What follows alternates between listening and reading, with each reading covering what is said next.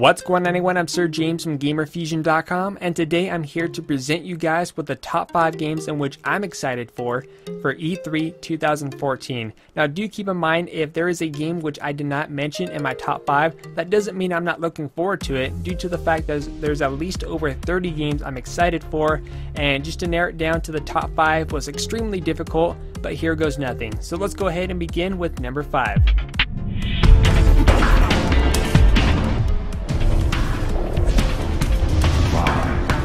Starting as number 5 on my list, I put Fable Legends, and Fable Legends is a Microsoft exclusive. As of right now, we don't have much of information about Fable Legends. All we do have is one trailer where this guy was talking about how you could play as the hero, you play as the villain, the sorcerer, the warrior, so you do have your different class options. But as of right now, the game is currently been in the dark, but what we do know is that Microsoft will be showing this game during their press conference for E3 2014. Hopefully we see some gameplay, hopefully we learn a little bit more information about this title, but I have my fingers crossed about this. When it comes to the Fable games, Fable 1 is my personal favorite. I also enjoyed Fable 2. I did not like Fable 3 for personal reasons, and Fable for the Kinect was also an enjoyable title, but Fable Legends is number 5. Number 4 on my list is Middleearth: Shadow of Mordor. The reason why I'm looking forward to this title is because in terms of the Lord of the Rings universe, Middle-earth is such a big place with so many untold stories that we have yet to see in certain aspects of the game. And this one, in terms of gameplay style of what they're going with, looks really cool. The fact that you can corrupt the guards and use them to your advantage, or even build a small army, is pretty cool. And the fact that you're giving options to how you want to play. I mean, do you want to go full throttle assault to, basically attack your target? Do you want to corrupt some of the guards and to use towards your advantage as you make a stealthier approach? I mean, the gameplay elements here look pretty cool. Now, I do have to admit, with some of the people that are saying that it kind of looks like Assassin's Creed, well, a couple of the aspects did, such as the climbing mechanics, and when he was on the top, the tightrope when he was spying on his enemies down below. Yeah, I did get a little bit of an Assassin's Creed vibe to it. But just the universe-wise, I felt the Middle-earth vibe there, and I feel like this is something that's going to be successful, or at least I hope it does. Number 3 on my list is The Witcher 3 Wild Hunt, and I gotta say, this game looks beautiful. Have you seen how the graphics look?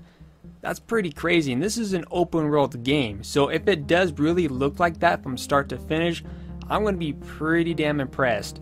Now, of course, if you've been familiar with the Witcher games, they've also provided their own unique challenges, provided an interesting story, and of course they also have some really cool novels that you're able to read upon it. But The Witcher 3 Wild Hunt, even though it got delayed a couple times, but I feel like the delay is going to be worth the wait. I mean, just Witcher 3, it's going to be coming out early 2015, and it's something I'm looking forward to.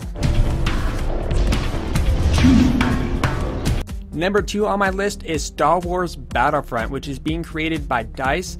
Now, every time I hear the name Star Wars Battlefront, like Star Wars Battlefront 3 or whatever, I mean, not only me, but thousands, or in this case, hundreds and thousands of fans get excited. But then next thing you know, which is happening to a lot of Star Wars games recently, oh, the game has been canceled, the game was canceled, oh, another Star Wars game was canceled.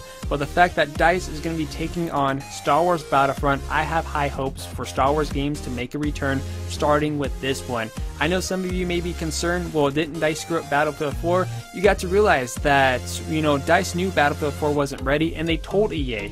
So you know why Battlefield 4 was released? Because EA said, you know what, Call of Duty is around the corner, we need to release our game now. I don't care if the game is unfinished, release it now, or else, and whatever the company suffers for not obeying the publisher or whatever. But I have full confidence of DICE being successful with Star Wars Battlefront. I am a little bit concerned though in some aspects. I mean, I know for the visual compartment, especially with the Frostbite engine, it's going to look beautiful. Just with the gameplay, I just hope it doesn't end up being like, gameplay style being like Battlefield and then having the visuals of Star Wars, because then that's going to kind of put me off a little bit. But we just have to wait and see until we see some gameplay. But DICE, please make this one work. As for number 1 on my list, I put Dragon Age Inquisition, or in this case I call it Dragon Age 3 due to my mispronunciation sometimes with the title. Now I'm a huge fan of the Dragon Age titles. I mean, I put so many hours into the original along with the Origins DLC to go along with it. As for Dragon Age 2, I haven't put as many hours into it as the original due to the fact that it took away some of the main elements from the game. And for Dragon Age 3, I have a feeling that this one's going to make a great comeback and make up for the mistake of Dragon Age 2. I kind of have this, a little bit of a vibe that this one is going to be as good or better than the original Dragon Age, which if it does, then that's going to be even better news. We do know that in terms of the graphics wise, the game looks beautiful because it's using the Frostbite engine. As for the gameplay elements, I have seen some leaked gameplay footage based on the pre-alpha version and what the guy has been talking about in terms of what you're able to do, going over the combat mechanics and the choices that you make in the game will affect the outcome, kind of like the Mass Effect style storyline here. And I gotta say, just based on that pre-alpha version, which we know we were going to see an updated version during E3, it just looks pretty much amazing. I do have high hopes for this title, and it is pretty much it's pretty much been my most anticipated game for 2014. And the fact that it's coming out this year in October is going to be great. And I don't care what else comes out, but yeah, I really have high hopes for Dragon Age 3. And of course, we do have dragons, so we do get to kill some of those guys. So anyways, there you guys have it. That was my top 5 list for E3 2014. What is your guys' top 5? Feel free to let us know in the comment section down below. Once again, I'm SirJames from Gamerfuzion. I'll see you guys at E3 2014. And always remember, guys, Gamerfuzion empowers your gaming.